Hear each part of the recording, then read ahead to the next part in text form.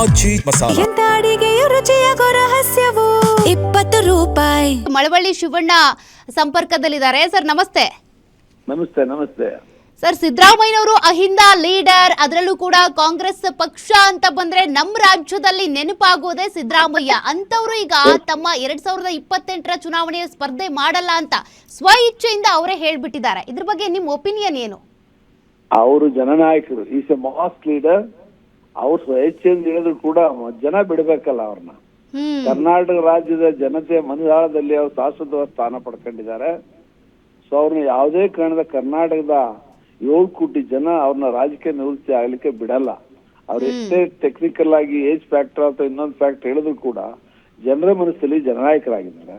ಹಾಗಾಗಿ ಜನರ ಒತ್ತಡ, ಜನರ ಇಚ್ಛೆಗೆ ವಿರುದ್ಧವಾಗಿ ಅವ್ರು ಯಾವುದೇ ನಿರ್ಧಾರ ತಗೊಂಡ್ರು ಕೂಡ ಜನನೇ ಅವ್ರ ಮುಚ್ಚಿಗೆ ಹಾಕಿ ಮತ್ತೊಮ್ಮೆ ಅವ್ರ ಇರೋ ತನಕ, ಅವ್ರ ಕೊನೆ ಉಸಿರು ತನಕ ರಾಜ್ಯದ ಸಕ್ರಿಯ ರಾಜಕಾರಣದಲ್ಲಿ ಇರಬೇಕು ಅನ್ನೋ ಒತ್ತಾಸೆ, ಅಭಿಮಾನ, ಅವರ ಒಂದು ದೊಡ್ಡ ಅಭಿಮಾನಿಗಳ ಬಳಗನೇ ಇದೆ ರಾಜ್ಯಾದ್ಯಂತ. ಜಾತ್ಯತೀತವಾಗಿ, ಪಕ್ಷಾತೀತವಾಗಿ ಎಲ್ಲರೂ ಕೂಡ ಅವ್ರು ಇಷ್ಟಪಡ್ತಕ್ಕಂತ ಒಬ್ಬ ಜನನಾಯಕ ಯಾರು ಇದ್ರೆ ಭಾರತದಲ್ಲಿ ಅವರು ಕೂಡ ಒಬ್ರು ಅಂತ ನಾನು ಹೆಮ್ಮೆಯಿಂದ ಹೇಳ್ತೇನೆ. ಅಲ್ಲ ಸರ್, ಈಗ ಅವರು ದಿಢೀರ್ ಅಂತ ಈ ರೀತಿ ಘೋಷಣೆ ಮಾಡಿರೋದು ಅಭಿಮಾನಿಗಳಿಗೆ ಬೇಸರ ಇರಬಹುದು, ಆದ್ರೆ ಒಂದ್ ರೀತಿ ಖಡಕ್ ನಿರ್ಧಾರ ಅಂತ ಕಾಣಿಸ್ಕೊಳ್ತಾ ಇದೆ. ಚೇಂಜ್ ಆಗುತ್ತೆ ಅಂತ ಅನ್ನಿಸ್ತಾ ಇಲ್ಲ. 2015-16ರಲ್ಲಿ ಅವರು 2013-18 ಮುಖ್ಯಮಂತ್ರಿ ಆಗಿದ್ದಾಗಲೂ ಕೂಡ ವಿಧಾನ ಮಂಡಲದಲ್ಲೇ ಈ ತರ 2017-16ರಲ್ಲೋ ನಾನು ರಾಜಕೀಯ ಮುಂದೆ ಇಲ್ಲ ಅಂತ ಹೇಳಿದ್ರು.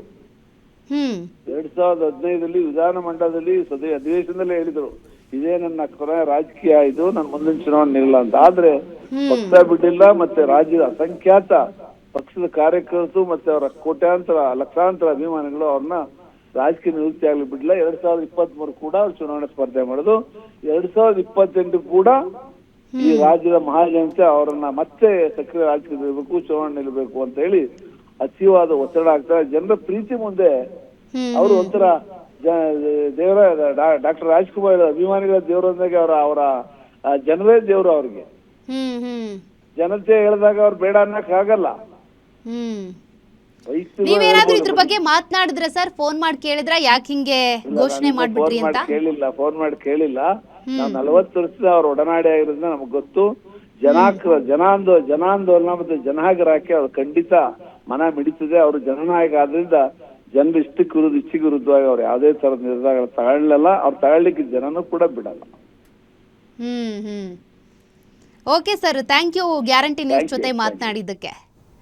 ನೋಡಿ, ಸಿದ್ದರಾಮಯ್ಯನವರೇ ತಮ್ಮ ಎಲೆಕ್ಷನ್ ರಾಜಕಾರಣಕ್ಕೆ ಅಥವಾ ಚುನಾವಣಾ ರಾಜಕಾರಣಕ್ಕೆ ನಾನು ನಿವೃತ್ತಿ ಘೋಷಣೆ ಮಾಡ್ತೀನಿ ಅಂತ ಹೇಳಿದ್ರು ಕೂಡ ಅವರ ಹಿಂದೆ ಇರುವಂತ ಬೆಂಬಲಿಗರು, ಕಾಂಗ್ರೆಸ್ನ ಮುಖಂಡರಿರ್ಬೋದು, ಅಭಿಮಾನಿಗಳು, ಕಾರ್ಯಕರ್ತರು ಅವರನ್ನ ಬಿಡೋದಕ್ಕೆ ರೆಡಿ ಇಲ್ಲ. ಕಾರಣ, ಸಿದ್ದರಾಮಯ್ಯನವರು ಸಿಎಂ ಸ್ಥಾನಕ್ಕೆ ರಾಜೀನಾಮೆ ಕೊಟ್ಟಂತ ಸಂದರ್ಭದಲ್ಲೇ ಅನೇಕರು ಅತ್ತಿದ್ದಿದೆ.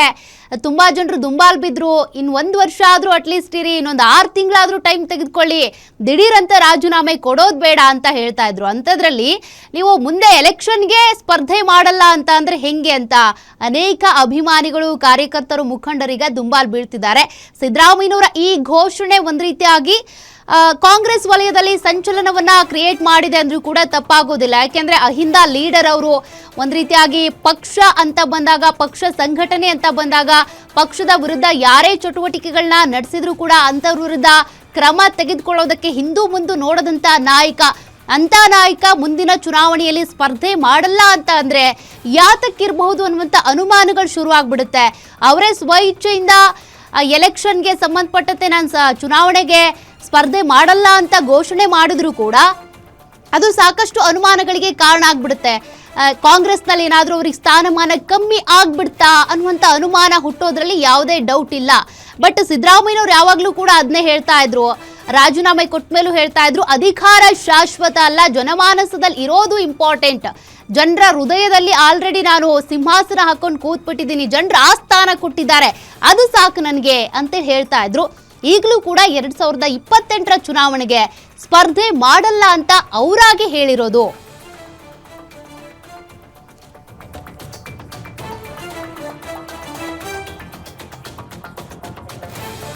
ಆಗ್ಲಿ ಅಧಿಕಾರ ಅಂತಂದ್ರೆ ಯಾರು ತಾನೇ ಬಿಟ್ಕೊಡ್ತಾರೆ? ರಾಜೀನಾಮೆ ಕೇಳೋವರೆಗೂ ಬಿಟ್ಕೊಡಲ್ಲ. ರಾಜೀನಾಮೆ ಕೊಡಿ ಅಂತ ಪ್ರತಿಭಟನೆ ಹೋರಾಟ ಮಾಡಿದ್ರು ಕೂಡ ಬಿಡಲ್ಲ. ಆ ಮಟ್ಟಕ್ಕೆ ಅಧಿಕಾರ ಕಂಡುಕೊಂಡಿರ್ತಾರೆ, ಆ ಮಟ್ಟಕ್ಕೆ ಆ ಕುರ್ಚಿ ತಮ್ಮದೇ ಅಂತ ಅನ್ಕೊಂಡಿರ್ತಾರೆ. ಅಂತಾದ್ರಲ್ಲಿ ಸಿದ್ದರಾಮಯ್ಯನವರು ಸಿಎಂ ಸ್ಥಾನಕ್ಕೆ ರಾಜೀನಾಮೆ ಕೊಟ್ರು. ತದನಂತರದಲ್ಲಿ ರಾಜ್ಯಸಭೆಯ ಆಫರ್ ಬಂದ್ರು ಕೂಡ ಅದನ್ನ ತಿರಸ್ಕಾರ ಮಾಡಿದ್ರು. ಅದರ ಜೊತೆಗೆ ತಮಗೋಸ್ಕರ ಏನು ಹೈಕಮಾಂಡ್ ಬಳಿ ಅವರು ಡಿಮ್ಯಾಂಡ್ಸ್ ಇಡ್ಲೇ ಇಲ್ಲ. ಇಂಥ ರಾಜಕಾರಣಿ ಸಿಗ್ಬೇಕು ಅಂತ ಅಂದ್ರೆ ಎಲ್ಲಾ ಕಡೆನೂ ಸಿಗಲ್ಲ. ಅದಕ್ಕೆ ಹೇಳೋದು, ಸಿದ್ದರಾಮಯ್ಯನವರು ಅಹಿಂದ ಲೀಡರ್ ಅಂತ ಗುರುತಿಸ್ಕೊಂಡಿದ್ದಾರೆ ಅಂತ ಅಂದ್ರೆ ಎಲ್ಲಾ ಸಮುದಾಯಗಳಿಗೂ ಒಂದೇ ರೀತಿಯಾಗಿ ಟ್ರೀಟ್ ಮಾಡ್ತಾರೆ ಅಂತ ಅಂದ್ರೆ ಅವ್ರನ್ನ ಅದಕ್ಕೆ ಟಗರು ಸಿದ್ದರಾಮಯ್ಯ, ಅನ್ನರಾಮಯ್ಯ ಅಂತ ಕರೆಯೋದು. ಅವ್ರು ಮಾಡಿರುವಂತ ಯೋಜನೆಗಳು ಎಲ್ಲವೂ ಕೂಡ ಅದಕ್ಕೆ ಯಾವಾಗ್ಲೂ ಕೂಡ ಜೀವಂತವಾಗಿರ್ತವೆ. ಸದ್ಯಕ್ಕೆ ಸಿದ್ದರಾಮಯ್ಯನವರ ಈ ಒಂದು ಚುನಾವಣಾ ರಾಜಕೀಯ ನಿವೃತ್ತಿ ಘೋಷಣೆ ಏನಿದೆ ಸಾಕಷ್ಟು ಚರ್ಚೆಗೂ ಕಾರಣವಾಗ್ತಾ ಇದೆ. ಅವರ ಅಭಿಮಾನಿಗಳಲ್ಲಿ ಒಂದು ರೀತಿಯಾಗಿ ಈಗ ಸಂಚಲನ ಕ್ರಿಯೇಟ್ ಆಗಿದೆ.